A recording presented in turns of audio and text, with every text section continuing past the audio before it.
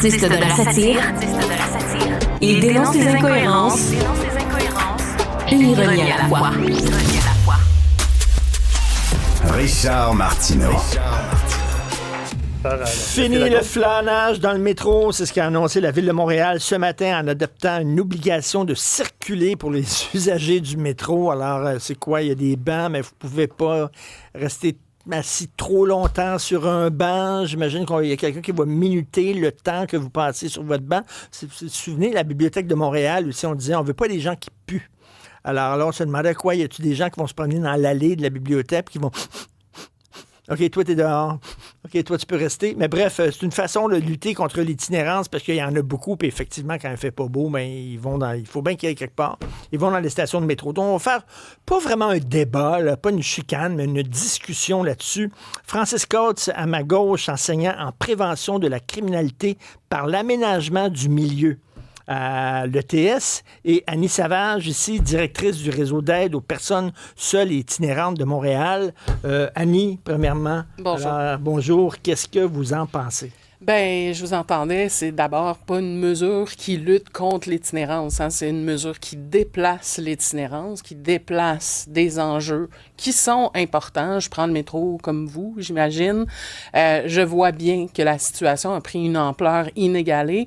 Puis j'ai envie de dire, les personnes en situation d'itinérance sont les premières là, à mériter et à vouloir un logement décent, des ressources, des soins de santé de proximité qui ont du bon sens. Ils voient pas le métro de Montréal comme un milieu de vie adéquat. Par contre, ce sont des espaces gratuits, des lieux de chaleur essentiels dans un contexte de crise humanitaire où l'ensemble des ressources déborde. Là. C'est ça la réalité. Quelqu'un ne se promène pas en métro toute la journée pour le fun ou dormir sur les bancs du métro pour le fun. Non, absolument pas. Puis, ce qu'on voit, c'est une crise du logement parallèlement à ça. Puis, vous en avez parlé tantôt. L'ensemble des lieux publics, les espaces gratuits sont de moins en moins tolérants face à cet enjeu-là qui est en hausse. Donc, ça s'inscrit vraiment dans un portrait global très inquiétant parce que des investissements massifs pour répondre à l'enjeu à la hauteur des besoins là, sont toujours pas au rendez-vous. Ben oui. Et Francis Coates, s'ils ne vont pas dans le métro, ils vont aller dans des commerces à rue Sainte-Catherine, ils vont aller dans la devanture de blocs à logement. Est-ce qu'on ne fait rien que déplacer? Là? Le problème, moi, j'ai l'impression, là, tu sais, l'hiver, il y a de la neige dans ton espace de stationnement, puis tu veux sortir ton auto, tu pelles ton espace de stationnement, puis tu mets la neige dans l'espace de stationnement de ton voisin. Lui, il se débrouillera avec cette neige-là. Vous n'avez pas tort, M. Martineau. Écoutez, vous n'avez pas tort par rapport à ça. Vous me parliez tantôt de l'histoire là, des odeurs dans les bibliothèques. Là. Oui. On en parlait tout à l'heure hors d'onde, puis on disait, ma tante Thérèse qui met 2 litres de parfum cheap, là, c'est bon, c'est-tu mieux? Je sais pas si j'essaie de lire, peut-être que je ne trouvais pas ça mieux. Moi, c'est sûr que mon point de vue par rapport à la prévention de la criminalité par l'aménagement du milieu, c'est sûr que moi, quand j'ai regardé ce que la STM a fait ce matin, pour moi, c'est trop peu, trop tard. Okay? On n'est pas assez sévère. On a laissé le problème se rempirer. Puis là, à un moment donné, là, on frappe. Puis là, on frappe au milieu du mois de mars, il fait froid, puis tout ça. Bon, peut-être que la décision de sortir ça aujourd'hui est peut-être pas la meilleure. Par contre, il faut comprendre un truc, c'est qu'à un moment donné, au niveau de la solution de l'itinérance, ce n'est pas à la STM de trouver une solution à l'itinérance. La STM, elle doit s'assurer de garantir la mission de sa société, qui est d'offrir un transport sécuritaire, rapide, fiable, etc. Donc, c'est sa mission à elle. Donc, est-ce qu'en prenant des mesures comme ça, elle améliore les chances de réussir sa mission? La réponse est clairement oui. Par contre, clairement, ça n'améliore rien par rapport à l'itinérance. Je veux dire, ces gens-là, ils ne viennent pas de disparaître. Là. Mais il y a des problèmes. Ma fille s'est fait frapper, agresser, couper en face par une itinérante qui avait visiblement pas toute sa tête, une pauvre femme. Je parlais, l'autre jour, je suis allé dans un resto, puis le serveur me disait, M. Martineau, je prends le métro tous les jours pour aller au travail depuis des années, et ça s'est dégradé de façon épouvantable. Il dit, l'autre jour, j'ai vu une prostituée en train de faire une pipe dans une station de métro devant tout le monde. Là. Il dit, je vois des gens s'injecter de la drogue, c'est régulier. Là. Il y a vraiment un problème. Vous mettez en lumière des réalités, effectivement, qu'on voit toutes et tous dans l'espace public. Et pourtant, j'ai envie de vous dire qu'à Montréal, de manière simultanée, il y a 4 personnes seulement en situation d'itinérance qui est en mesure de consommer des drogues par inhalation dans un endroit dédié à cet effet. 4 personnes. Il y a 2 ressources, en fait. Benoît Larme, qu'on a beaucoup parlé, 2 cubicules, 2 personnes à la fois. Et il y a la navette mobile de l'Anonyme. Alors que vous me parlez de réalités qui dépassent l'ensemble des acteurs, que ce soit le SPVM, la STM, les acteurs communautaires sur le terrain. On est tous et toutes dépassés par le phénomène et on manque d'outils à offrir aux personnes. Mais on a dormi au gaz trop longtemps parce que, tu sais, pas besoin d'être un génie pour savoir que ça s'en venait chez nous. Ça a commencé à Vancouver. Après ça, c'était à Ottawa. Le marché bail à Ottawa, ça fait longtemps qu'ils ont des problèmes. Puis là, ça s'en venait vers l'Est. On n'agit pas et pourtant, tous les indicateurs sont au rouge, on sait qu'il faut agir. Et qu'est-ce qu'on va annoncer dans quelques jours? Un autre dénombrement. Parce qu'il faut avoir des données pour savoir comment agir. Alors mais ça, c'est parce qu'on a un comité quelque part qui a besoin de chiffres, là, on s'entend. Oui, mais on en a des chiffres. Je pourrais vous en donner des chiffres. On en a, mais on est au-delà du diagnostic. Là, à un moment donné, on sait qu'il y a un problème d'itinérance. À un moment donné, là, il va falloir agir. Puis ça date pas d'hier. Je ne sais pas si vous vous rappelez, M. Martineau, les pics anti-itinérants dans le temps de M. Coderre qui avait fait enlever en avant du Archambault là, sur la rue Sainte-Catherine. Oui, il y avait des pics dans les bancs, là, c'est ça? Il y avait mis ça le long de la bâtisse parce que les gens dormaient, urinaient là, puis tout ça, puis il avait mis des bottes. Ça ressemblait à des bouts de murs de Berlin qui avaient recyclé là. Et M. Coderre avait fait enlever ça en disant ça n'a pas d'allure, c'est inhumain, patati patata. La méthode, elle était la bonne. C'est-à-dire, si je veux pas que quelqu'un se couche là, je vais mettre une rocaille, je vais mettre quelque chose pour ne pas que les gens aillent se coucher là. Mais je ne vais pas mettre des pics en métal. La méthode n'a pas été la bonne. En même temps, moi, je comprends pour un commerçant, là, c'est vraiment pas le fun. Là, aller au coin de Milton puis du parc, j'en parle souvent, là, je veux dire, ils chient devant les commerces puis tout ça, là, c'est vraiment pas le fun. Puis être commerçant, je dirais, votant, mais en même temps, Christy... ces gens-là, c'est du monde. Hein, votant où? Mais allez voir, M. Martineau, aujourd'hui, présentement, ce qui arrive. Archambault est fermé. Ça a l'air de Walking Dead sur la rue. Il y a des zombies en plein jour. Et là, à un moment donné, les gouvernements, que ce soit municipal, provincial, fédéral, depuis des années, ont utilisé les plans de secours comme étant la normalité. Il fait froid, le métro. Les bibliothèques. On a utilisé des solutions qui devaient être des solutions d'extrême urgence. Et maintenant, on les utilise comme si... c'est normal. Hein? À Montréal, croiser des itinérants dans le métro, c'est normal. À la bibliothèque, c'est normal. Chez McDonald's, chez Tim Hortons, c'est pas ça qui est normal. Là. De tolérer des personnes comme ça dans le besoin, ça fait pas de sens. C'est rendu le nouveau normal. En fait, il va falloir s'habituer parce que ça va accroître encore plus. On n'a pas fini de voir notre quotidien impacté par la présence des personnes en détresse dans l'espace public parce qu'on n'agit pas suffisamment. Et là, le métro... ils ne sont pas tous dangereux, mais... Absolument, puis on fait beaucoup d'amalgame. Quand je me promène dans la rue, par contre, je ne sais pas ceux qui sont dangereux et ceux qui ne le sont pas. Puis, dépendamment de notre posture aussi, moi, je m'inquiète beaucoup plus pour eux, personnellement. Je trouve qu'ils sont beaucoup plus en danger que moi, qui a un abri à l'intérieur au chaud. Mais ça, c'est un autre débat. Ceci dit, là, on va déplacer les gens des métros.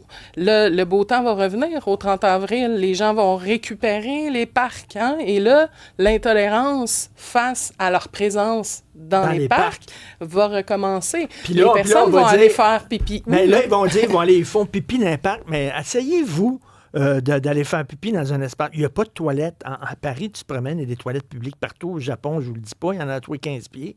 Ici, il y en a pas. Puis quand tu vas dans un restaurant, est-ce que je peux utiliser votre toilette, s'il vous plaît? Es-tu un client? Non. Dehors. T'sais. Non, puis moindrement que tu as un look un peu marginalisé, ça va être pire. Probablement que vous puis moi, on va aller aux toilettes dans un restaurant, ça va bien aller.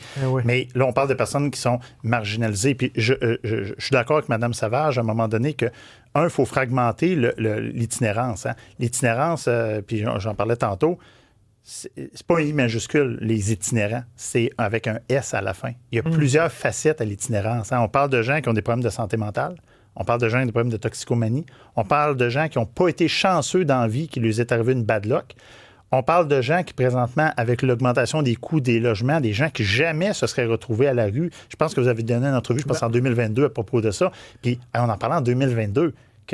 On parle de femmes, on parle de jeunes. J'étais dans un événement de la coalition Jeunes Plus hier. Un jeune sur 3 quitte la DPJ et arrive directement dans une ressource en itinérance. C'est pas normal. Souvenez-vous, le film Les voleurs d'enfance de Paul Arcand, où il était au parc Émilie-Gamelin avec un paquet de jeunes sans-abri, là, de jeunes. Puis il dit combien d'entre vous sont passés par la DPJ?